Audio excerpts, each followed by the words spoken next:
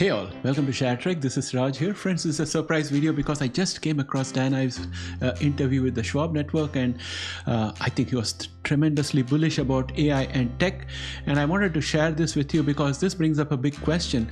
If you recollect my video earlier today, I was saying that I need the prices to retest the support, the resistance that they had broken through in order to get back into the market and be sure that this is actually a bull channel and not a fake rally. So I would like you guys to give me your feedback. So let's meet after the disclaimer, and you'll be watching Dan Ives.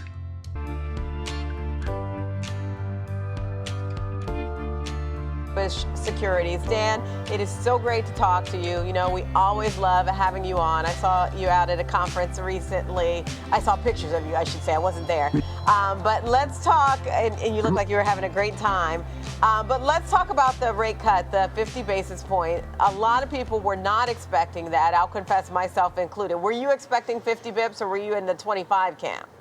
I mean, our view is this was going to be the Fed ripping the Band-Aid off. I mean, you know, in terms of cutting 50 bips, I think was a huge first step to what's going to be just a massive dovish stance over the next 12 to 18 months.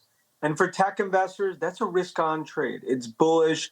That's why today a lot of those bears that have been out for the last month after, you know, a few years in hibernation mode, they're going back into those caves this morning. It certainly seems that way. I mean, you've got markets hitting new all-time highs today. We're looking at the S&P 500 continuing to advance, NASDAQ 100 really rallying today. How does this impact the AI trade in your view through the balance of the year? Oh, I think tech rips higher. I mean, rest of the year. Look, first off, you have $1 trillion of AI-driven CapEx coming to tech over the next, call it, 3 years. And that fundamental story, I mean, we just got back from Asia, and that's accelerating, not decelerating. So I think it shows demand's outstripping supply 15 to 1. Tech AI names, I believe, rip higher into year end. And I think going 2025, now you're going to see more second, third derivatives of that trade, and even small caps starting to participate. Now, I continue to believe it's 9 p.m. in the AI party that goes to 4 a.m. So as you saw there, Dan Ives seems to be super bullish. He didn't hesitate to say that AI is, and tech is getting into a party that is going to keep on going until 4 a.m. That kind of confidence and the ability to come out and say it in public means that Dan Ives definitely believes this aspect. And probably what we are seeing today is the beginning of a new bull rally for AI and tech sector. Now, the next question asked by the moderator out here is, how do you feel, how do you believe so strongly, what is your thesis for this? And you will see Dan Ives articulating a very good reason, and I'd like to add a few points on top of what he had said. Yeah, and that's what, look at the Messi of AI Palantir. I mean, that's front and center in terms of the use cases. Use cases are exploding today. I mean, we have 4x the amount of use cases than we did going back, call it 4 or 5 months ago. That's why you see in the strength in ServiceNow, Oracle. I believe ultimately you'll see strength in Salesforce and a lot of other software names, because now the use case, the software phase of AI is starting to play out. I agree with what Dan Ives had to say out there, but I would like to put a few more use cases out there. We already know Amazon has displayed 2 use cases. One of them was upgrading Java 17 code in-house, and they saved, I think, $240 million or $300 million in that process, and also saved a whole lot of time doing the upgrade. So that's a big, huge use case. And then we also know that they have some use cases going on in their logistics section. So those are 2 things that Dan Ives did not mention, but which is we already know in the public domain. That information is out there. Apart from this, you would also have heard that Oracle and Amazon have tied up to do more work on AI, and we also have BlackRock and Microsoft, I think, getting together to create a huge venture for AI. And we also know that Microsoft is putting up nuclear reactors, mini nuclear reactors, to power data centers. So those are all huge, big ticket investments and big ticket ventures. And before they get into those, they would definitely do a whole lot of introspection to make sure that there's a valid use case and a business case that justifies that kind of investments. So I think we are onto something here. The next question is about Nvidia. We have seen bearish action on Nvidia despite a sterling result. So the question was, what does Dan Ives think about Nvidia? And he does not hesitate to put a bullish slant onto it. But I mean, we just got back from Asia and demand continues to accelerate. And like I said, demand's outstripping supply 15-1.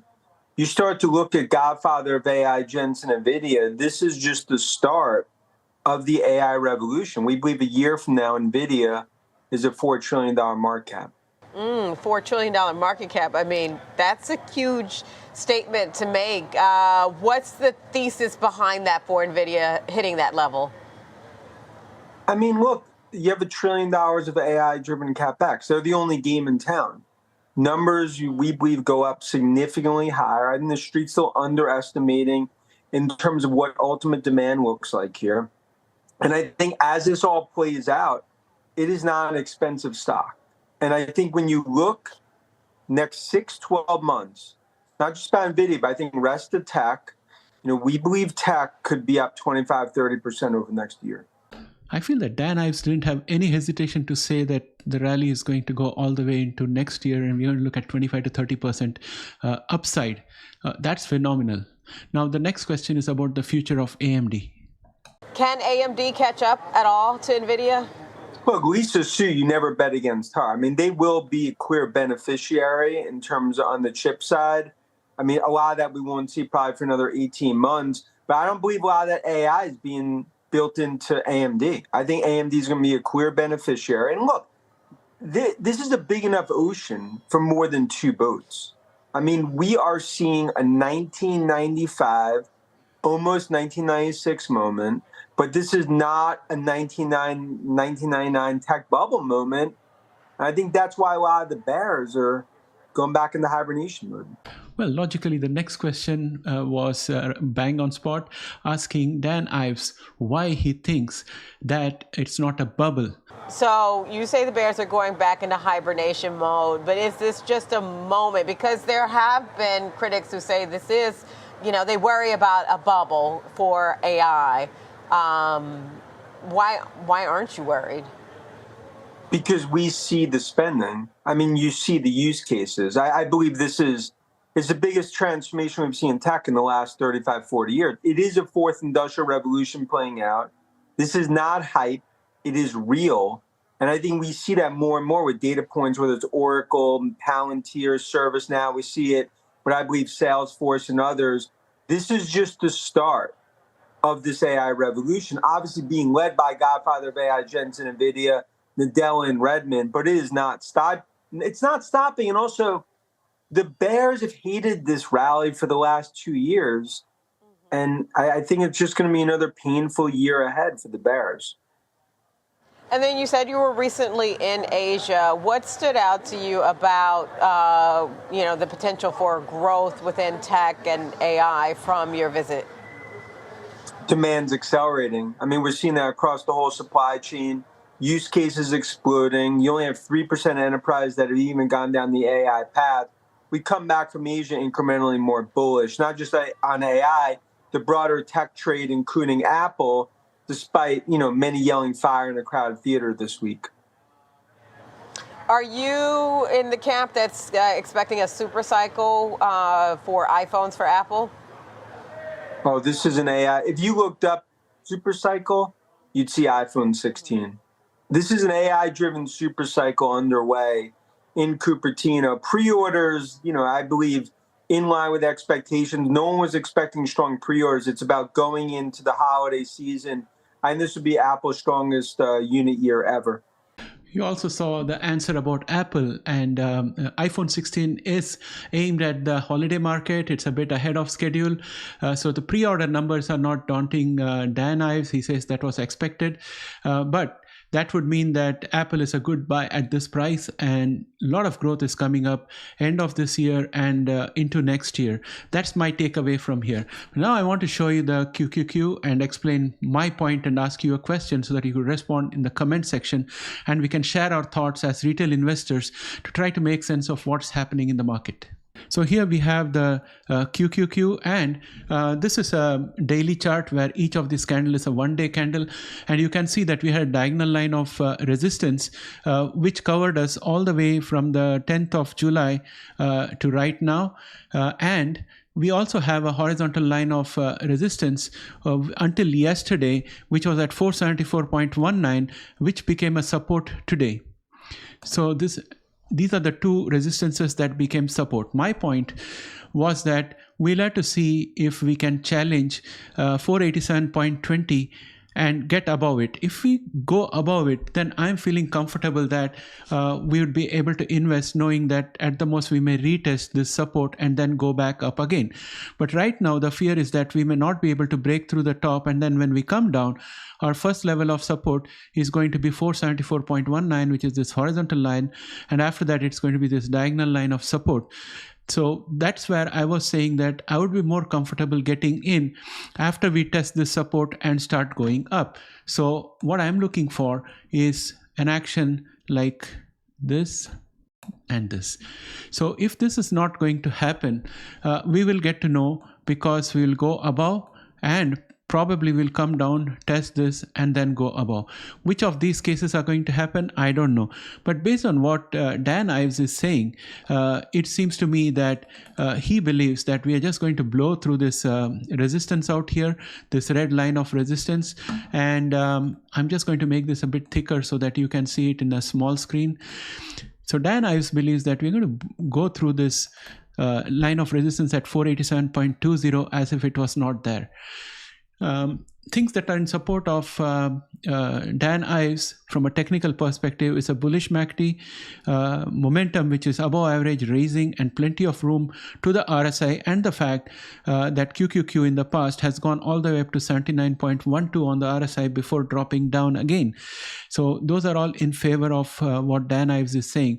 Today's volume is also huge. That also is in favor of what Dan Ives is saying, apart from the fundamental factors that he made. And on top of that, another factor that is in favor of what Dan Ives has said is that we have broken above this diagonal line of support. However, we have a gap up, and I generally don't like gap ups because it's an irregular price action. The other aspect that is worrying me is that we have a doji candle. It's a candle of indecision. So we'll have to anxiously wait and see what happens tomorrow.